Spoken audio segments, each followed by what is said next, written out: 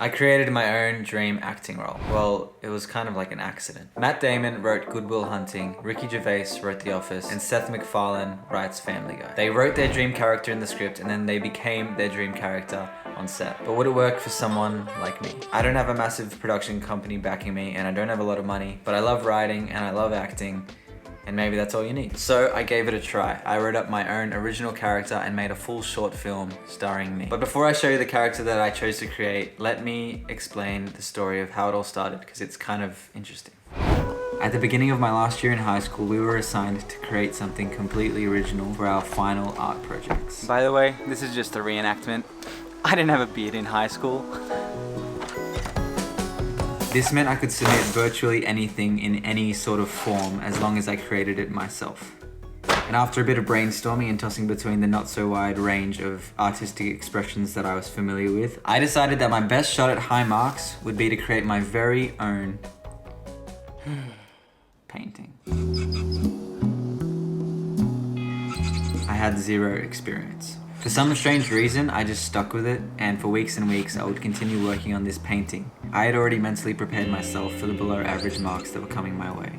The submission date kept creeping closer, but my fate was decided.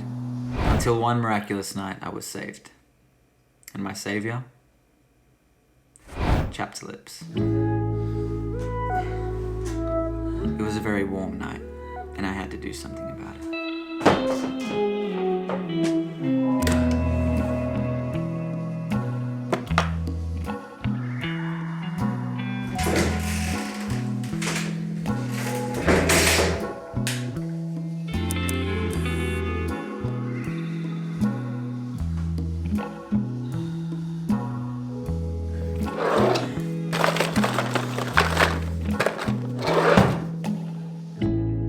I applied some pawpaw on my lips, all over them, maybe a little too much.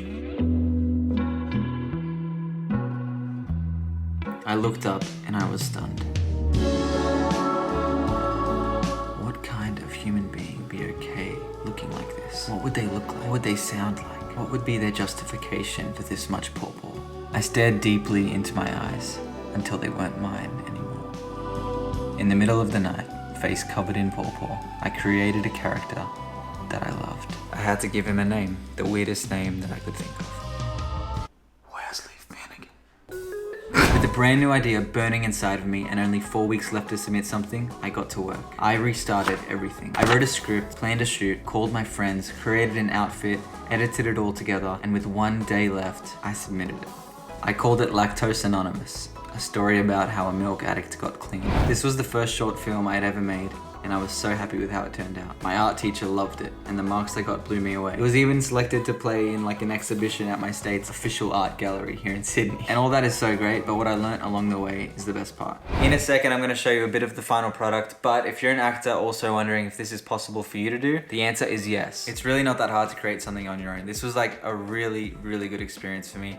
And because it was the first short film I'd ever made, I didn't really know what to do, so I got my brother to help me. He's made a few short films before, so he has camera gear and all that. But even if you don't have a friend to help you who has like professional equipment, you can still film something on your iPhone, and you just need any computer to edit it. It doesn't even have to end up amazing. It's more about like the whole acting side and creating your own role and writing it and then acting it out. That's the best part. And for me, some of the most valuable lessons that I've learned as an actor was from this experience. For example, one of the main things that I learned from this was when you act as a character that you've written, you have more permission to be the character completely. For other roles you act in that are written by other writers, it's almost like a bit of that character is still stuck in the writer's head.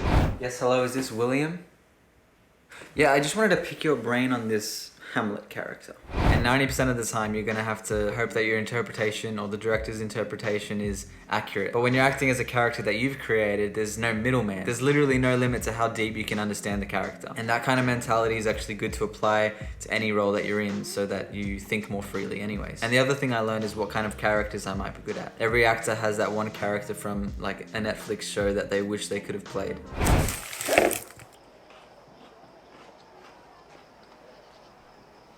What's up? I'm Spider-Man. Just thought I'd swing by and say hello to my buddy Peter. Oh, what's...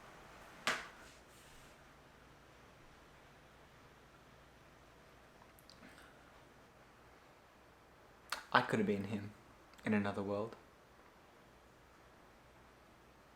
But after writing this Wesley Finnegan character, it really gave me a clearer idea of the kind of characters that I could potentially play. And it probably gives myself a better chance at getting these roles because I've learned from experience and not just observation. And on top of that, writing your own roles means you're scratching an itch for those kind of characters and you don't feel as bad when you miss out on the audition callbacks for them. Anyways, you've waited long enough. Here is a bit of the character that I created.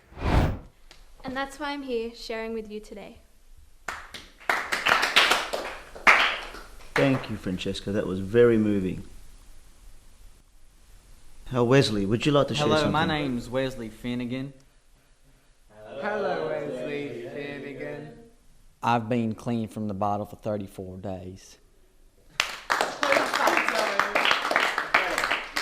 And by that, I mean that I don't drink full cream anymore. So, why wait for Hollywood? The only thing cooler than landing the dream role that you've auditioned for is knowing that you created the role all by yourself with no one's help at all.